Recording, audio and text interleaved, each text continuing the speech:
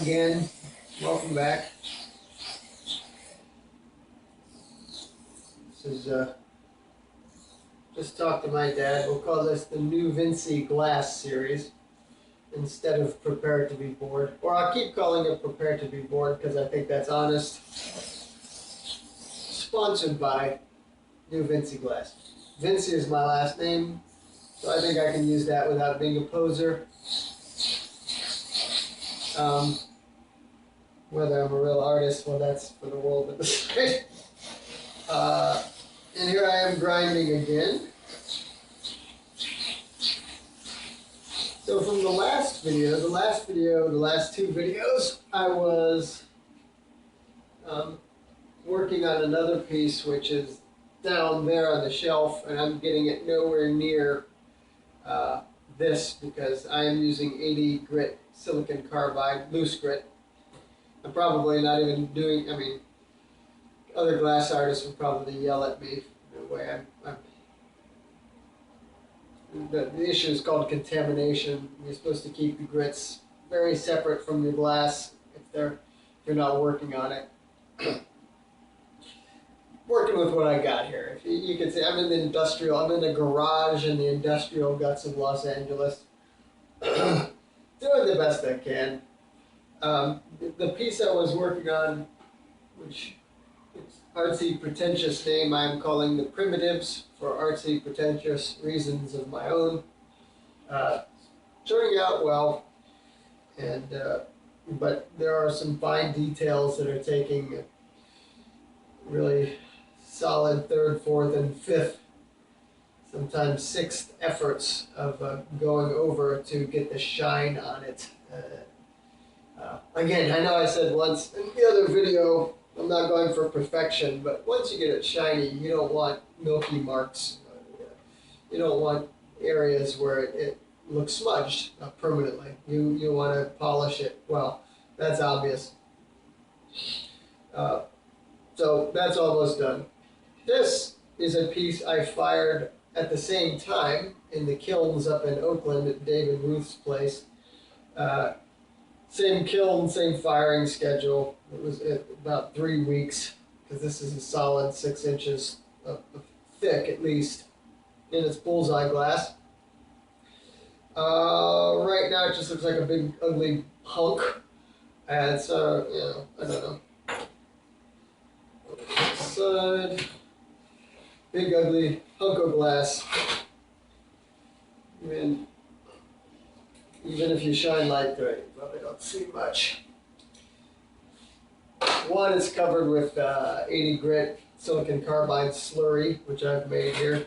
Two, it's actually ground. It's almost fully ground. All the surfaces are ground to 80 grit. So it's pretty coarse anyway, and even if it were clean, it would look like a mess right now. I took this piece back in July to a guy down in Compton who does a lot of lighting. They do custom, I guess he gets municipal contracts with some small communities, and they make street lamps. He had that's hot work, hot shop work. You blow the glass and you form it, and then you cold work it as well. You have to polish it. And we had a cold working shop and a guy doing the cold working there. And they had the tools that I would like to get eventually. The mill wheels, which are laid horizontally and they spin this way. They have a motor under. It's probably 100 pounds. I don't know if it's sandstone or what, but probably something harder than sandstone. I bet this grit would tear sandstone out. But a big heavy wheel spinning at, I don't know, many revolutions per minute. I took it, I gave it to the guy, I said, cold work this, bring it to a good shine. Not knowing what I learned at Corning and what I eventually learned from, I forgot the guy's name, unfortunately. This is already 6 months ago or 5 months ago. What he explained to me when he returned the glass unfinished is that pieces this big are not meant to be handled by a human being on a wheel that's turning at who knows how many miles per hour. Something smaller and lighter like this, which this is just an experimental piece, just playing with some colors, would do fine. It weighs 3 pounds. I can handle it in one hand. Or lamps, hollow pieces, which also, again, material, lightweight material, works on those wheels. Something that weighs about 25 pounds becomes a deadly projectile, or potentially.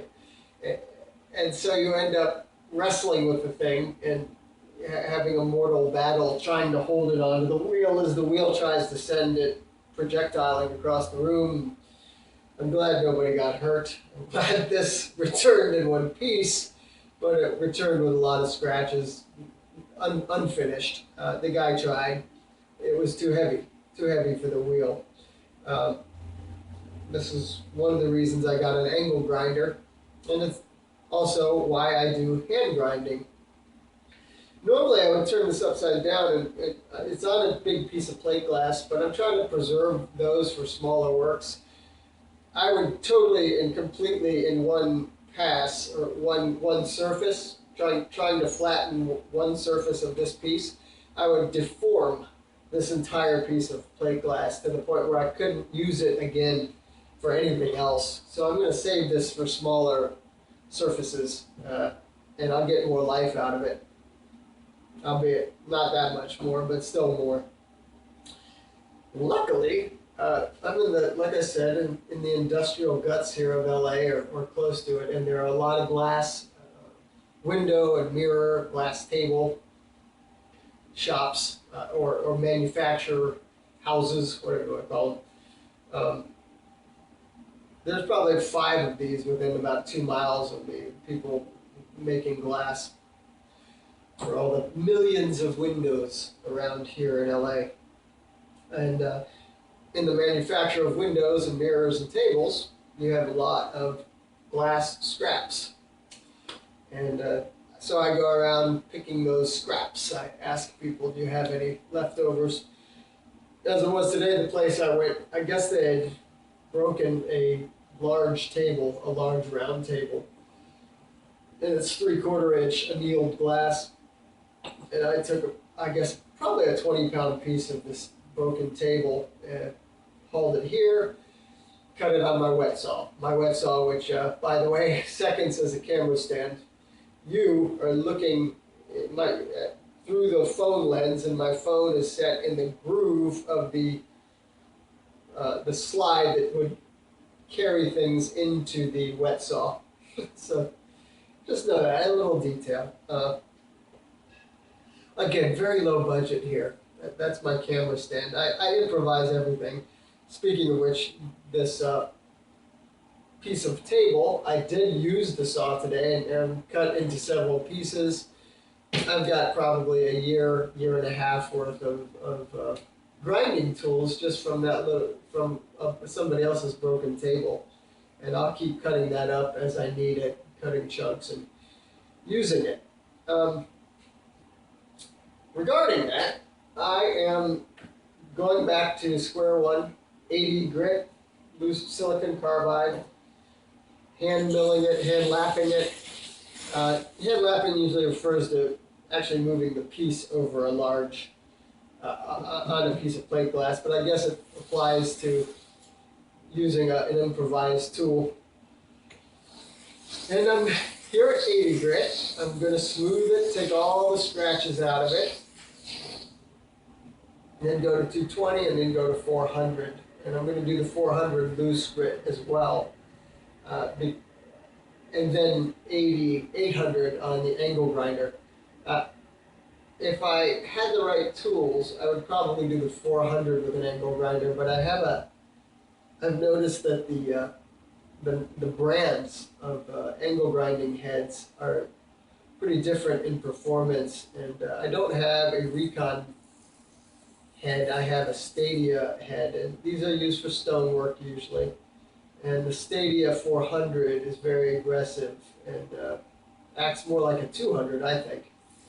So if I tried to grind this and down to 400 grit using the Stadia head on my angle grinder, it's very likely I would end up reshaping the surface, putting a groove or a gouge or something disastrous, which would then force me to go back and resurface the entire facet. And I don't want to do that.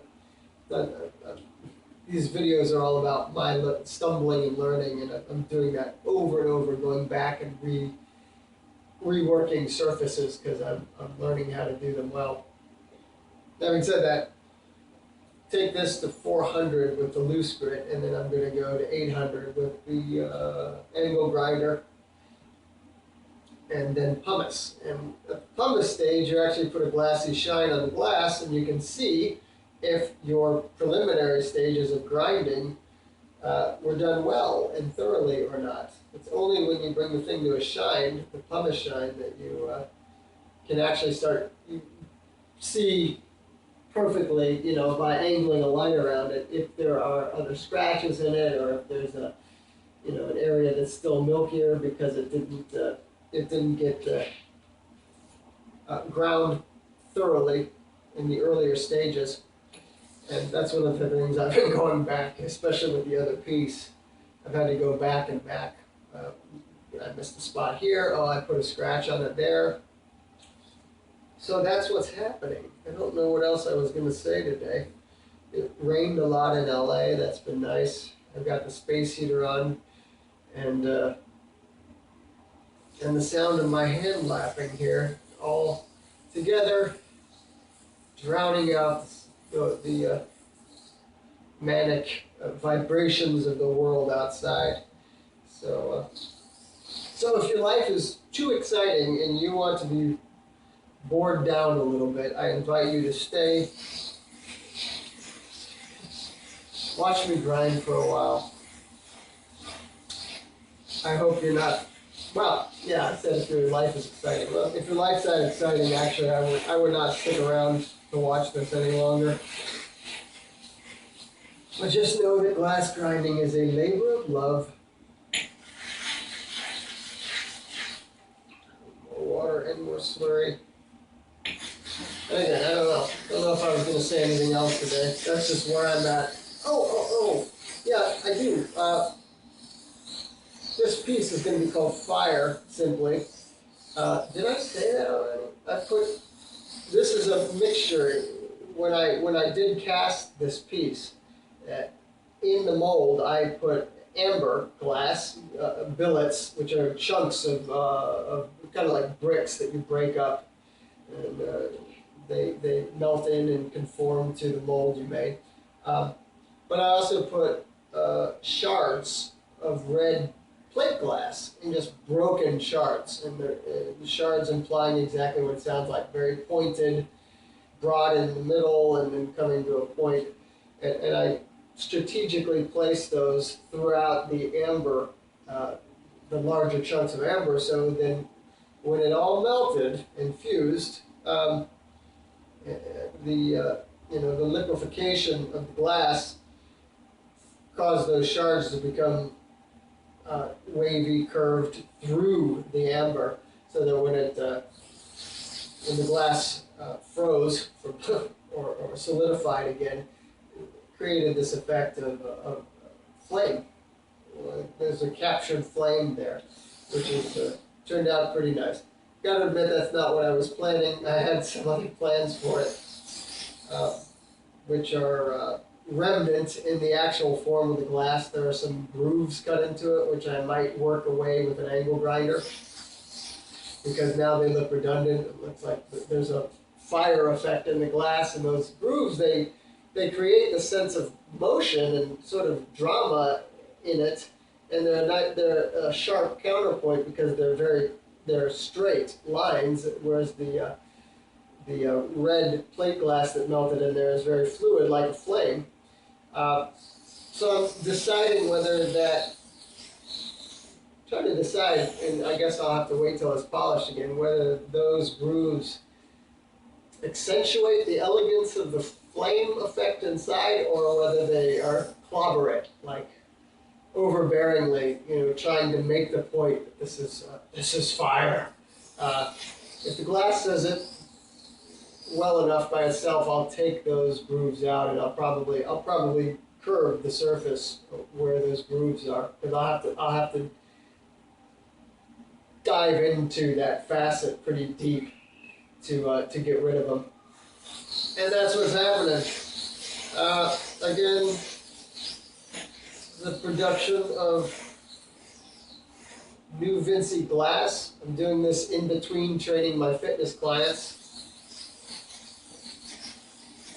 Yeah, if you want to donate money so I can get equipment, that would be great. I don't expect it. Private message me if you do. Donate money to a guy who's just learning how to do all this. See if I don't screw something up. And that's that. Again, if your life is too exciting and you just want to slow down, tune in. I'm just going to grind for a while.